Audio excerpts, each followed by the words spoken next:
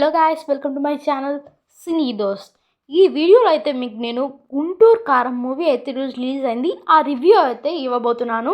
ఈ మూవీ ఎలా ఉంది, ఎక్స్పెక్టేషన్స్ని మ్యాచ్ చేసిందా, ప్లస్ లేనిది మైనస్ లేనిది, మహేష్ బాబు గారు ఎలా చేశారు, ఇలాంటి మొత్తం డీటెయిల్స్ నేనైతే ఈ వీడియోలో అయితే మీకైతే చెప్పబోతున్నాను. దానికంటే ముందు నేనైతే మీ నుంచి ఒక్కటే ఎక్స్పెక్ట్ చేస్తున్నాను. కుదిరితే ఒక లైక్, ఇంకా ఒక సబ్స్క్రైబ్ చేసేయండి ముందు మన ఛానల్ని. కంటెంట్ నచ్చితేనే చేయండి, లేకుండా ఏం చేయకండి. కంటెంట్ నచ్చితే నా ఛానల్ సబ్స్క్రైబ్ చేయండి. ఇంకా వీడియోలోకి వెళ్ళిపోదాం. Let's get in the video. ముందుగా ఈ మూవీ రిలీజ్ అవ్వకముందు ఎక్స్పెక్టేషన్స్ అందరికీ ఒక్కొక్కరికి పీక్స్లో ఉన్నాయి. మూవీకి టికెట్స్ కూడా ఆల్మోస్ట్ చాలా వరకు పెంచేశారు.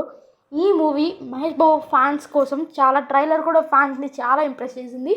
ఆ ట్రైలర్ వల్ల ఎక్స్పెక్టేషన్స్ పీక్లోకి వెళ్ళింది. ఎక్స్పెక్టేషన్స్ మ్యాచ్ అయిందా అంటే అస్సలు అవ్వలేదు.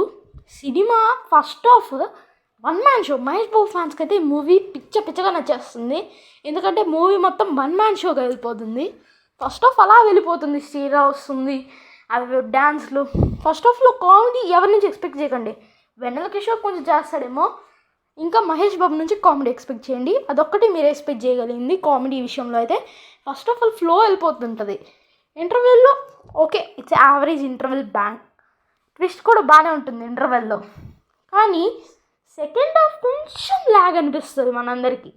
ఏదో వెళ్ళిపోతుందని కాదు, సెకండ్ హాఫ్లో కుర్చీ మడతపెట్టి ఈ సాంగ్ ఇంకా Srila dance moment, Mahesh Babu dance అయితే ఇచ్చి పడేశాడు బాబు ఈసారి.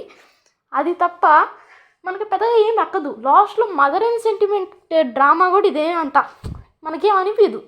ఆ ఫీలింగే రాదు. అక్కడ ఏదో ఫీలింగ్ పెడదాం అనుకున్నారు, కానీ మనకేం రాదు. ఈ మూవీలో త్రివిక్రమ్ మార్క్ స్టైల్ అయితే మిస్ అయిందని నాకు అనిపిస్తుంది. త్రివిక్రమ్ రెగ్యులర్గా తీసే మూవీస్లోని స్టోరీని కొంచెం రిమిక్స్ చేసి ఈ మూవీ తీసాడని నాకు అనిపిస్తుంది. దీంట్లో బ్రెయిన్ తప్ప రైట్ పెన్ ఏం వాడలేదు అనిపిస్తుంది. డైలాగ్స్ కూడా అంతా ఏం లేదు. అక్కడప్పుడు కొన్ని హైవే మూమెంట్స్ ఉంటాయి, ఎలివేషన్స్. ఈ మూవీ వెళ్ళాలనుకుంటే మహేష్ బాబు కోసమే వెళ్ళండి.